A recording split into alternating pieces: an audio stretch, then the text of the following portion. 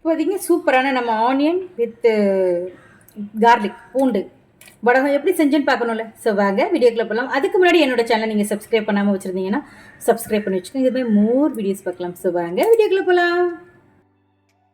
Hi friends, வணக்கம். நமஸ்தே. நீங்களா எப்படி இருக்கீங்க? நல்லா இருக்கீங்க, சந்தோஷமா இருக்கீங்க நினைக்கிறேன். நம்ம நல்லது நினைப்போம், நல்லதே நடக்குங்க. என்னடா எடுத்து வச்சிருக்கேன் பார்க்குறீங்களா? இன்னைக்கு வந்து வெங்காய வடகம் போடலான்னு ஒரு ஐடியாங்க.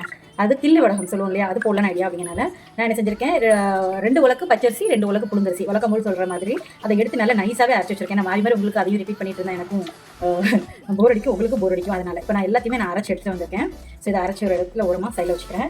நான் வந்து ஒரு 2 வெங்காயம், பெரிய வெங்காயம் 2 வெங்காயம், சின்ன வெங்காயம் போடலாம், டேஸ்ட் நல்லாயிருக்கும். பட் அவ்வளோ உட்காந்து வெட்டிட்டு இருக்க முடியாது. அதனால் நான் வந்து பெரிய வெங்காயம் தான் சேர்த்துருக்கேன். ஸோ பெரிய வெங்காயம் 2 வெங்காயத்தை வெட்டி வச்சுருக்கேன். கொஞ்சோண்டி கருவேப்பிலை சேர்த்து வச்சிருக்கேன். ஸோ இதுதான் இப்போ போட்டு இதில் வந்து நான் செஞ்சிருக்கேன். இப்போ வந்து 12 கிளாஸ் தண்ணி வச்சு நான் பாத்திரத்தில் வச்சு சூடு பண்ணதுக்கு பக்கத்தில் வச்சுட்டேன். ஸோ வாங்க எப்படி செய்யலாம்னு சொல்லி பார்க்கலாம். இப்போ பார்த்தீங்கன்னா நான் வந்து 12 கிளாஸ் தண்ணி வச்சிருக்கேன். ஓகேவா? இப்போ தண்ணி கொதிக்கட்டும். இதுக்கு முன்னாடி நான் செய்ய போகிறோம்னா கொஞ்சம் வந்து உப்பையும் நான் சேர்த்துக்கிறேன். கல் உப்பு கல் உப்பு சேர்த்துக்கோங்க, இல்லைன்னா பவுடர் உப்புனா பவுடர் உப்பு சேர்த்துக்கோங்க. 3 4 4 வச்சுக்கோங்க. 4 ஸ்பூன் நான் வந்து உப்பு போட்டுருக்கேன். ஆனால் அந்த உப்பு பத்துமா இல்லைன்னு எனக்கு சத்தியமாக எனக்கு தெரியாது. ஓகேவா? அதனால நான் என்ன செய்ய போறேன்னா, தண்ணி குடிச்சு நம்ம மாவுலாம் கிளறணும்ல, அதுக்கப்புறம் தான் நான் வந்து என்ன செய்ய போறேன்னா, உப்பு பார்த்துட்டு நமக்கு தேவையான நம்ம சேர்த்துக்கலாம் அப்படின்னு நான். இப்போ மற்ற கொஞ்சம் நம்ம எப்பவும் கிளறுவோம்ல, இதையும் எடுத்து நான் நல்லா உப்பையும் போட்டதுக்கப்புறம் கிளறி விட்டுருக்கேன். இப்போ கொதி வந்தோடனே நம்ம என்ன செய்யலாம், அந்த கருவேப்பிலை வெங்காயம் எல்லாம் முள்ள சேர்த்துக்க ஆரம்பிச்சு அது கொதிச்சதுக்கப்புறம் பார்க்கலாம். இப்போ பார்த்தீங்கன்னா தண்ணி நல்லா கொதிக்க ஆரம்பிச்சிருச்சு. நான் வந்து ஒரு 2 கிளாஸ் அளவுக்கு நான் செஞ்சுருக்கேன். உங்கள்கிட்ட சொல்ல மறந்துட்டு பூண்டு எடுத்திருக்கேங்க. ஒரு 50 கிராம் பூண்டு எடுத்து இதில் அரைச்சி அந்த தண்ணி இதோட நான் உள்ளே சேர்த்துருக்கேன். எதுக்காகனா பூண்டு ஃப்ளேவர் வரணும் அப்படிங்கிறதுக்காக நான் சேர்த்துருக்கேன். இது உங்களுக்கு பூண்டு ஃப்ளேவர் வேண்டான்னு சொன்னால் நீங்கள் ஸ்கிப் பண்ணிக்கலாம். ஓகேவா? இப்போ நல்லா கொதிச்ச தண்ணிக்குள்ள நம்ம பூண்டு சாறையும் உள்ளே விட்டாச்சு. அப்புறம் நம்ம கருவேப்பிலை, அப்புறம் வெங்காயம். வெங்காயத்தை வந்து இந்த மாதிரி பெசரி போடுங்க. அப்படின்னா வந்து எல்லா பக்கமும் ஒன்று போல் நல்ல வேகம் செய்யணும். இல்லைன்னா சாப்பர் இந்த மாதிரி வச்சுருந்தீங்கன்னா அதை கூட வச்சு கட் பண்ணிக்கோங்க. நான் நல்லா அப்படியே கையால் அப்படி நான் பெசரி விட்டுருவேன். அப்படின்னா என்ன ஆகுனா எல்லா பக்கமும் போய் நல்ல வேகும். அது கூட கொஞ்சம் நேரம் வெந்ததுக்கப்புறம் நம்ம மாவை விடும்போது நமக்கு கரெக்டாக இருக்கும். அதனால் நான் வந்து என்னோடய ஸ்டைலில் பண்ணுறேன். அதனால் இப்போ நான் வந்து இது வந்து நம்ம நார்மலாக இருக்கிற மற்ற நேரத்தில் சாப்பிடுவதுக்கு தனியாக பண்ணியிருக்கேன். ஆல்ரெடி என்னோடய வ்ளாக் பார்த்துட்டு இருந்தீங்க, உங்களுக்கு தெரியும். விரதத்துக்குன்னு தனியாகவே பண்ணியிருப்பேன். எதுவுமே போடாமல் வெறும் பிளெயினாக இருக்கும் இல்லையா, அந்த மாதிரி நான் போட்டிருப்பேன். அப்புறம் வந்து பூண்டு எதுவுமே சேர்க்காமல் எல்லாம் போட்டிருப்பேன். ஸோ ஒவ்வொரு இது வந்து வித்தியாசமாக போடணுங்கிறதுக்காக நான் வந்து அந்த மாதிரி போட்டிருந்தேன். அதனால் நீங்கள் வந்து விரத நேரத்துக்கு நீங்கள் போடும்போது எதுவுமே இல்லாமல் பிளெயினாக இருக்கிறத நீங்கள் யூஸ் பண்ணி கூட நீங்கள் வந்து சாப்பிட்டுக்கலாம். அதனால தான். சரியா? இது நல்லா கொஞ்சம் நேரம் வேகட்டும். வெந்ததுக்கப்புறம் பார்க்கலாம். பார்த்தீங்கன்னா நல்லா கொதிக்க ஆரம்பிச்சிச்சு. இந்த டைத்தில் நீங்கள் வந்து உப்பு பார்த்துக்கோங்க. ஏன்னா இந்த நேரம் உங்களுக்கு உப்பு போட்டால் தான் உங்களுக்கு கரெக்டாக இருக்கும். அதனால் உப்பு பார்த்துக்கோங்க. உப்பு இல்லைனா நீங்கள் சேர்த்துக்கோங்க. எனக்கு கொஞ்சம் உப்பு கம்மியாக தான் இருக்குது. நான் கூட 2 ஸ்பூன், நான் சின்ன ஸ்பூன் போட்டிருக்கேன், அதனால் 2 ஸ்பூன் போடுறேன். பார்த்தீங்கன்னா சூப்பராக வெங்காயம், அந்த பூண்டு, அந்த கருவேப்பிலை ஸ்மெல்லாம் சூப்பராக இருக்குது. நான் என்ன செய்ய போகிறேன்னா, இப்போ ஒவ்வொரு கப்பாக வந்து இப்படியே விட ஆரம்பிக்கிறாங்க. கிளறி இருக்கிறது கொஞ்சம் நல்லா வரும். இது வந்து கில்லு விடனால கொஞ்சம் கட்டியாக தான் வரணும் நமக்கு. நான் ஊற்ற ஆரம்பிச்சிட்டேங்க. இது நல்லா வேக வேற செய்யணும். ஏன்னா நம்ம வச்சுருக்க மாவு அந்த மாதிரி, ஏன்னா நம்ம பச்சரிசி மாவு புழுங்கரிசி மாவு சேர்த்துக்கணும். அதனால் இந்த மாவு நல்லா வேகணும்.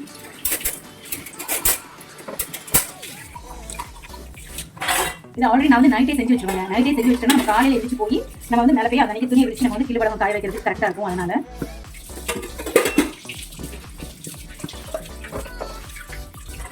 கிளறி விட்டுட்டு இருந்தேன். ஏன்னா வச்சு கட்டி தட்டிக்கூடாது. அதனால தான் நான் ஆல்ரெடி மாவு கொஞ்சம் தனியாக தான் வச்சுருக்கேன். இருந்தாலும்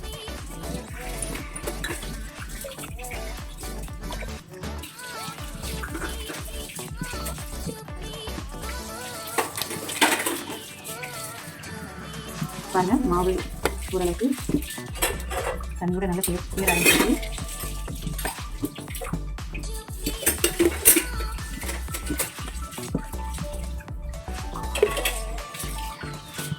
நல்லா கிளறிக்கிட்டே இருக்கும் போது தான் ஈஸியாக இருக்கும் நமக்கு.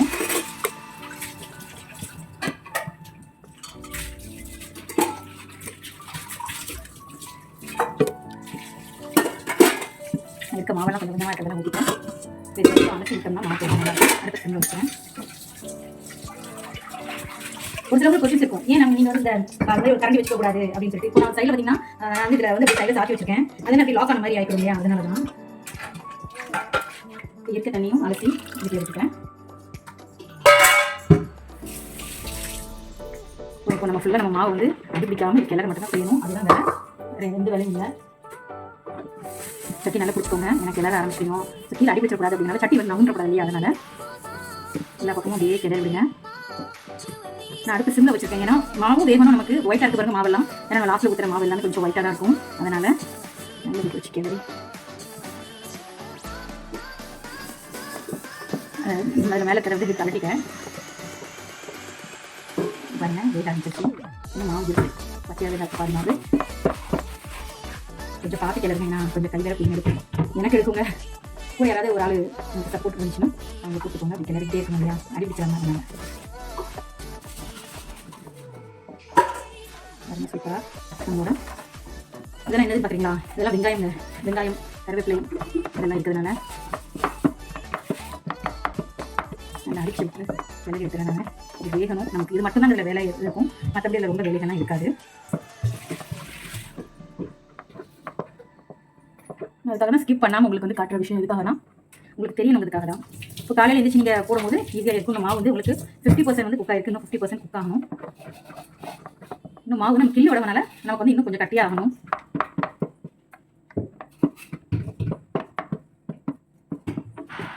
நல்ல கிளறி விடுங்க, அடி மட்டும் பிடிச்சாம.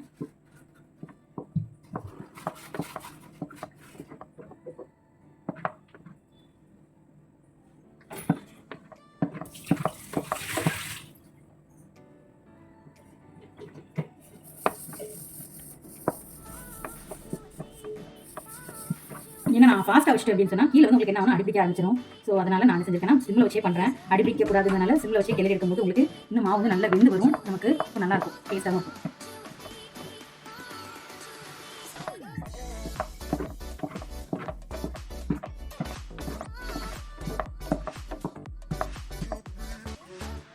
பார்த்தீங்கன்னா உங்களுக்கு தெரியுதா வேணும்.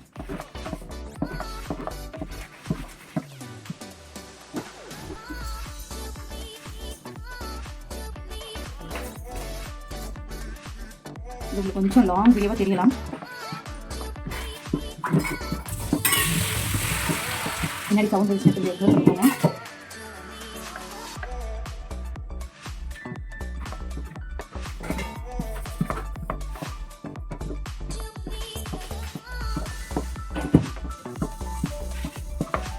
இது மட்டும் தான் உங்களுக்கு லாங், உங்களுக்கு தெரியணுங்கிறதுக்காக நான் வந்து ஒரு ஸ்கிப் பண்ணாமல் எடுக்கிறேன். அந்த வெங்காயம்லாம் பார்த்தீங்கன்னா நல்லா பிங்கிஷாக ஆன மாதிரி ஆயிரும். ஸோ நல்லா வேகும்போது அதனால இதில் கலர் வந்து பார்த்தீங்கன்னா நல்லாயிருக்கும்.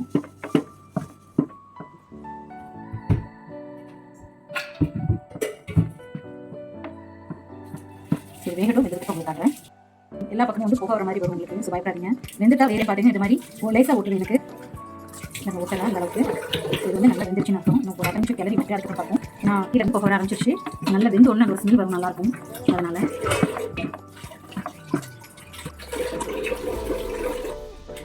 பார்த்தீங்கன்னா எனக்கு தெரியும். இப்போ வந்து நான் ஓட்ட மாதிரி கை வச்சு காமிக்கிறேன். இது லைட்டாக வேணும், இதில் விட்டு கொஞ்சம் லைட்டாக வெந்துச்சுனா தான் நல்லாயிருக்கும். வெந்துட்டு பார்க்கலாம். திரும்ப கிளறி விட்டுட்டேன், வெந்துருச்சிங்க நல்லா ஓரளவுக்கு. மாறி மாதிரி வைக்கும்போது உங்களுக்கு அப்படி தான் தெரியும், ஆனால் கை ஈரம் பண்ணிட்டு வைக்கும்போது உங்களுக்கு ஓரளவுக்கு தெரியும். அதனால் அதை நான் சேர்ப்பேன்னா ஆஃப் பண்ணி வச்சிட போகிறேன். இது வந்து இந்த சூடோடு இருக்கும் உங்களுக்கு. ஸோ ஓரளவுக்கு நல்லா இதிலே குக் ஆயிடும். ஏன்னா நம்ம நாளைக்கு கிள்ளி உலக தான் போட போகிறோம், எடுத்து சின்ன சின்னதாக கிள்ளி தான் நம்ம போட போகிறோம்னால உங்களுக்கு இந்த சூடு வந்து பதம் வந்து கரெக்டாக இருக்கும். அதனால் நாளைக்கு காலையில் பார்த்து அப்படியே எடுத்து வச்சுட்டு நான் ஆற வச்சு அப்படி காலையில் வச்சுட்டு இப்போ பார்த்தீங்கன்னா மேலே மொட்டை மாடியில் கொண்டு வந்து நான் வத்தலை காய வச்சுட்டேன். நான் இன்னொரு விஷயத்தை சொல்ல மறந்துட்டேன். நான் சீரகம் லாஸ்ட்டில் வந்து சீரகம் சேர்க்கலன்னு லாஸ்ட்டில் வந்து நான் சீரகத்தை சேர்த்து மிக்ஸ் பண்ணி வச்சுட்டேன். ஏன்னா சூடாக இருந்துச்சு, இப்போ வரைக்கும் எடுக்க வரைக்கும் சூடாக தாங்க இருந்தது. ஸோ அதனால தான் இப்போ சூப்பராக நம்ம கீழ் வடகம் காய வச்சாச்சு. இதை காய வச்சு எடுத்துட்டு உங்களுக்கு பொரிச்சு காட்டுறேன். பார்த்தீங்கன்னா என்ன நல்ல சூடாகிடுச்சுங்க. நான் நம்மளோட கிள்ளு வடகம் இருக்குல்ல, வெங்காயம் கிள்ளு வடகம் உங்களுக்கு நான் போட்டு காமிச்சிருந்தேன். ஸோ நான் அதை வந்து நல்லா பொரிச்சு காட்டுறேன். செம்ம டேஸ்டியாக இருக்கும், ரொம்பவே சூப்பராக இருக்கும் சாப்பிட்றதுக்கு. இதில் எந்த ஸ்பைசி இருக்காது, வெறும் ஆனியன் மட்டும் தான் நம்ம போட்டிருக்கோம். பூண்டும் சேர்த்து போட்டுருக்கனால அந்த ஃப்ளேவர் சூப்பராக இருக்குது. பூண்டு வந்து கொஞ்சம் வாசனைக்காக கம்மியாக நான் போட்டிருக்கேன். வாசனை சூப்பராக இருக்குங்க. அந்த பூண்டோட ஃப்ளேவரும் அந்த ஆனியனோட ஃப்ளேவரும் செம்மையாக இருக்குது. உங்களுக்கு ஆனியன் இந்த மாதிரி கிடைக்கல அப்படின்னா ஆனியன் பவுடர் எது இருந்துச்சுன்னா நீங்கள் அதை கூட சேர்த்துக்கலாம், ரொம்பவே நல்லாயிருக்கும் டேஸ்ட்டு. ஆனியன் கார்லிக் பவுடர்லாம் நிறைய இப்போ கிடைக்க ஆரம்பிச்சிருச்சு. ஸோ நீங்கள் அந்த மாதிரி கூட நீங்கள் ட்ரை பண்ணலாம். பார்த்தீங்கன்னா சூப்பரான நம்மளோட வடகம் ரெடிங்க.